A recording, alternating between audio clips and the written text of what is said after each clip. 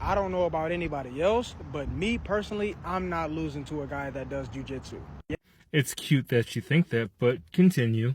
Yes, if you manage to grab me during a fight, you may win. There really isn't no may about it. If you're a boxer who only boxes, yeah, a competent jiu-jitsu guy is going to beat you as soon as they get their hands on you. But I'm going to make that really hard for you. A lot of people like to go with this notion that grapplers are superior to strikers. Oh, if I grab you, the fight is over. That may be true, but who says that you have the ability to evade punches or kicks like the way you say you do? First of all, you said a boxer, so what does kicking have to do with you knowing how to box? You're not, so we're adding techniques onto your abilities, so you're not a boxer, you're a kickboxer. Okay, so this guy's a jiu-jitsu guy who knows wrestling then.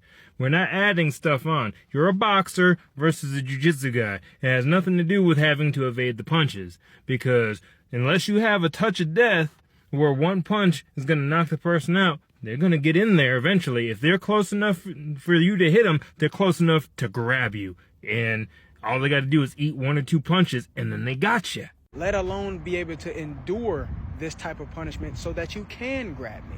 A lot of guys that just do jiu-jitsu don't know what it's like to be punched in the face, especially by a boxer. And no, boxers aren't going to sit there and let you grab them. We learn footwork for a reason. And yes, most boxers know how to maintain distance so that we can keep you away from us. And if you try to lay on the ground, I'm going to walk away from you. So you think in a real fight that a guy who does jiu-jitsu is just going to fall to his butt on his back and tell you to get on top of him?